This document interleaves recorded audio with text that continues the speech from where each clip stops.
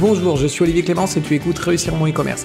Réussir mon e-commerce, c'est un podcast qui a pour mission d'aider les nouveaux e-commerçants et ceux qui sont déjà lancés à créer une entreprise rentable et bienveillante. Parce que je suis convaincu que ce sont les entreprises, quelle que soit leur taille, qui ont le pouvoir d'améliorer le monde dans lequel nous vivons. Dans ce podcast, je te partage des conseils, des astuces, des idées et des retours d'expérience pour t'aider à développer ton entreprise de manière respectueuse et élégante. Allez, c'est parti pour un nouvel épisode. Salut, j'espère que tu vas bien. Alors dans le précédent épisode, je t'ai parlé des 4D qui sont les 4 phases de croissance d'un entrepreneur et c'est un concept que j'ai trouvé dans le livre Clockwork de Mike Michalowicz. Et là, je voudrais te parler d'un autre concept que j'ai trouvé intéressant dans son bouquin qui sont finalement les 4 pôles d'une entreprise. Et il n'y a pas plus de pôles que ça, il n'y a pas plus de... Alors quand je parle de pôles, c'est les 4 grandes branches d'une entreprise en fait tout simplement. Et c'est un concept qui est assez simple et qui va te permettre finalement de suivre l'évolution de ton entreprise, d'intervenir quand tu vois que ça baisse et d'intervenir au bon endroit et de faire grandir ton entreprise au fur et à mesure, justement en appuyant sur les éléments en améliorant les éléments qui doivent être améliorés. Alors, il a un acronyme qui est assez cool parce que c'est l'acronyme ACDC comme le groupe de musique. C'est un acronyme qui est assez cool et cet acronyme en fait c'est tout simplement pour les 4 pôles qui sont acquisition, conversion, delivery et collect. Et ce qui est cool c'est qu'on peut pour une fois traduire cet acronyme, on peut traduire les mots de l'acronyme et garder l'acronyme parce que acquisition, conversion, tu sais ce que ça veut dire en français, c'est la même chose en anglais. Delivery, c'est tout simplement la distribution, donc on va pouvoir utiliser le D et c'est cool.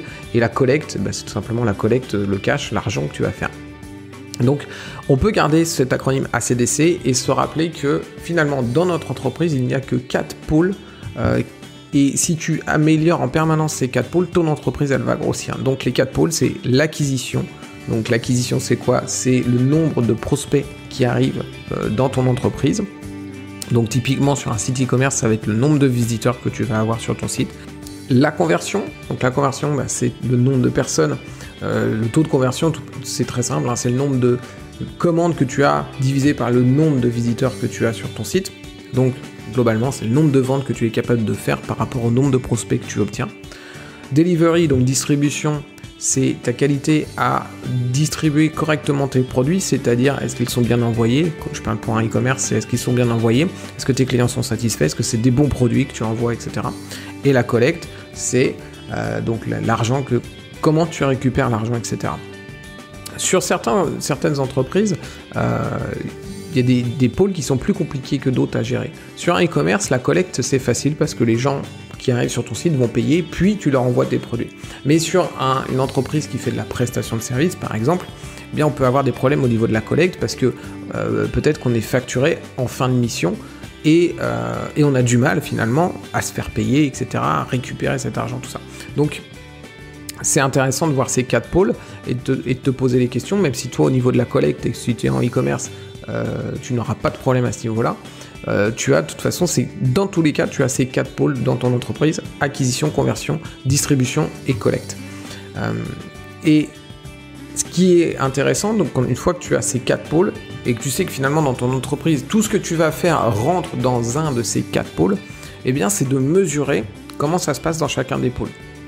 Et pour ça, il faut définir des métriques qui sont simples. Et il insiste bien sur le fait de faire des trucs simples, pas de faire des trucs compliqués. Si tu fais quelque chose de compliqué, tu vas mesurer des choses compliquées, ça va être ultra pénible. Ça veut dire que pour que tu puisses mesurer les choses, en fait, ce qu'il faut comprendre, c'est que tes valeurs, elles doivent être justes, elles doivent être régulièrement mises à jour et tu dois les comprendre rapidement. Si pour mesurer les choses, tu dois aller faire des extractions super compliquées, tu dois faire des calculs compliqués, ça te prend des heures, tu vas pas le faire suffisamment souvent. Et au final, tu auras des chiffres qui ne sont pas assez précis pour les étudier. Et de la même manière, si c'est compliqué à comprendre, si ton tableau c'est un truc ultra compliqué et insupportable, eh bien tu ne vas jamais y aller, tu vas prendre trop de temps de les étudier et du coup ça ne te servira à rien. Donc il faut garder les choses les plus simples possibles et du coup pour chaque pôle de ton activité, acquisition, conversion, distribution et collecte, eh bien l'idée c'est d'avoir entre 1 et 3 métriques, tu vois. Entre 1 et 3 métriques, tu peux monter jusqu'à 5 valeurs, mais L'idée, c'est d'en avoir le moins possible, mais qu'elle soit le plus représentative possible. Et par exemple, pour une entreprise qui va, je sais pas moi, une entreprise qui va proposer du service, une métrique que tu vas pouvoir prendre en compte pour l'acquisition, ça va être le nombre de personnes qui demandent un devis, par exemple. Ça, c'est une de tes métriques. Tu peux rajouter ça par le nombre de personnes qui visitent le site pour essayer d'améliorer ces deux métriques-là. Mais tu t'arrêtes là, pas plus que ça. Dans ton cas, si tu es e-commerçant, ça va être tout simplement le nombre de visiteurs qui arrivent sur ton site. Ça va être la métrique que tu vas pouvoir prendre en compte et pour savoir si, au niveau de l'acquisition, ça se passe bien ou pas. Tu vas avoir une métrique pour la conversion. La conversion, ça va être quoi ? Pour un e-commerce, ça va être le taux de conversion, tout simplement. Le nombre de commandes qui sont passées par mois. Des valeurs très simples à relever, très simples à étudier. Pour la distribution, ça peut paraître plus compliqué, mais finalement, moi, je pense qu'une bonne valeur pour la distribution, eh bien, c'est le nombre d'avis clients que tu obtiens. Si tes clients te laissent des avis positifs, eh bien, tu peux mesurer le nombre d'avis positifs, le nombre d'avis négatifs, et ça va te donner une bonne idée de, finalement, est-ce que tu fais bien ton job quand tu distribues tes produits ? Est-ce que tes produits, c'est les bons produits ? Est-ce que tes produits arrivent en bon état ? Est-ce que tes produits arrivent à temps ? Etc. Donc, je pense que le nombre d'avis clients, c'est une métrique que tu peux suivre et qui va te donner une bonne vision de la qualité de ta distribution. Et la collecte, donc la collecte d'argent, pas plus simple, hein, tu regardes ton chiffre d'affaires. Ton chiffre d'affaires, ça va être tout simplement la métrique qui va te dire si au niveau de la collecte, ça se passe bien. Ensuite, qu'est-ce que tu fais quand tu as ces chiffres ? Eh bien, tu vas les étudier. Et comment tu vas les étudier ? Tu vas tout simplement faire 3 lignes pour chacun des pôles qu'on a vus, acquisition, conversion, distribution et collecte. En fait, tu vas avoir une ligne qui va te donner les valeurs actuelles, donc les valeurs du moment présent. Si au moment où j'enregistre, on est au mois d'octobre, au moment où tu vas l'écouter, tu seras peut-être au mois de novembre. Et en fait, tu vas tout simplement noter, ok, en ce moment, on en est là sur chacun des pôles. Les valeurs, c'est ça pour chacun des pôles. Tu vas faire une deuxième ligne qui va être les valeurs que tu veux atteindre, c'est-à-dire tes objectifs. Si tu sais que tu veux avoir par mois 5000 visiteurs sur ton site, par exemple, eh bien tu vas noter 5000, ça va être ton objectif. Et tu vas pouvoir déjà comparer ta valeur actuelle avec ta valeur d'objectif. Si tu es à 3000 sur ta valeur actuelle, tu sais que tu as encore du travail à faire sur l'acquisition pour aller vers tes objectifs. Et tu vas mettre une troisième ligne qui va être les valeurs de l'année précédente. Pourquoi tu mets cette valeur-là, cette ligne-là ? Tout simplement pour comparer, encore une fois. Comparer et voir si tu performes moins que l'année précédente. Et l'idée, en fait, une fois que tu as ces trois lignes pour chacun de tes pôles et chacune de tes métriques, et bien en fait, tu vas tout simplement en un coup d'œil, en fait, le but c'est d'arriver, n'importe quel moment, tu arrives et tu dis, ok, comment on est ? Est-ce qu'on va vers nos objectifs ? Est-ce qu'on est en train de croître vers nos objectifs ? Et dans ce cas, c'est cool, on continue ce qu'on est en train de faire. Ou est-ce qu'au contraire, on stagne ? Ou est-ce que on est en train de baisser et on ne va pas vers nos objectifs ? Et tu vas aussi voir, est-ce que finalement, c'est encore moins bien que l'année précédente en fait. Est-ce qu'on est à la ramasse et qu'on fait moins bien que l'année précédente et qu'est-ce qu'il faut faire ? Et du coup, tu sais tout de suite en fait dans quel pôle tu dois aller travailler. Si tu vois que c'est l'acquisition qui est en train de baisser, eh bien, tu vas aller travailler ton référencement naturel, tu vas aller faire de la publicité, tu vas aller faire des partenariats pour obtenir des visites sur ton site, etc., etc. Si tu vois que le nombre d'avis clients baisse, pose-toi la question. Est-ce que tu as changé d'agence avec qui tu travailles pour la distribution de tes produits ? Est-ce que tu as changé de fournisseur et que tes produits sont peut-être pas aussi bons qu'avant ? Est-ce que, voilà, tu vois, dans la distribution, il y a aussi le SAV par exemple, ça fait partie de la distribution. Est-ce que ton SAV, tu as changé les choses dans ton SAV, etc. Mais l'idée, c'est de regarder les métriques que tu as et en un coup d'œil, tu sais, ok, j'ai un problème en acquisition, il faut que j'y aille. Il faut que j'aille corriger quelque chose. Ou j'ai un problème dans la conversion, il faut que je me bouge. On ne s'occupe pas de l'acquisition pour l'instant, il y a un problème dans la conversion, il faut qu'on fasse quelque chose. Et ça te simplifie énormément les choses. Et plus tu simplifies les choses dans ton entreprise, plus tu peux actionner en fait, plus tu peux facilement agir. Parce que si tu passes 4 heures à étudier des statistiques, pendant ces 4 heures d'études de statistiques, il ne se passe rien dans ton entreprise. Et ce qu'il faut, c'est que tu puisses très rapidement voir où ça bloque, où est-ce que tu as un goulot d'étranglement et agir rapidement parce que c'est l'action qui va faire avancer ton entreprise. Petite information importante à relever, quand tu fixes tes objectifs, quand tu fais ta ligne d'objectifs, mets-toi des objectifs qui sont pas irréalistes. Mets-toi des objectifs qui sont ambitieux. Moi, je considère qu'il faut toujours se mettre des objectifs ambitieux parce que ça nous fait sortir de notre zone de confort, ça nous permet d'aller plus loin que ce qu'on aurait fait naturellement.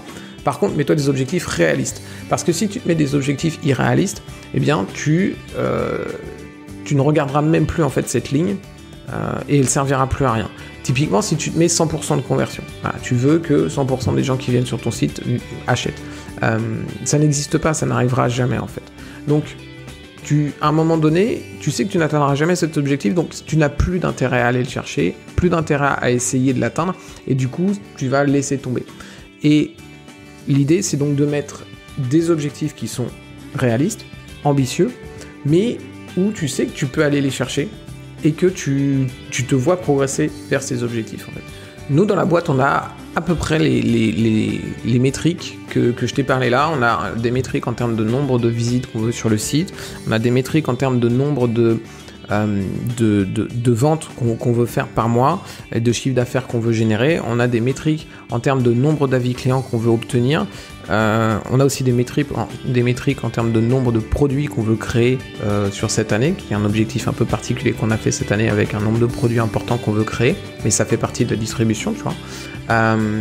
Et tu vois, on n'a pas beaucoup plus de métriques que ça. On a quelques-unes en plus que j'ai pas en tête là, mais on n'a pas beaucoup plus de métriques que ça et elles sont très faciles à aller chercher et très faciles à collecter, très faciles à analyser. Et toutes les semaines, eh bien, on va ensemble, on se fait un petit point ensemble avec l'équipe et on va regarder les métriques qui sont importantes pour chaque membre parce que c'est pas forcément à moi d'améliorer ces métriques-là. Typiquement pour les avis clients, c'est pas moi qui vais améliorer ces métriques-là.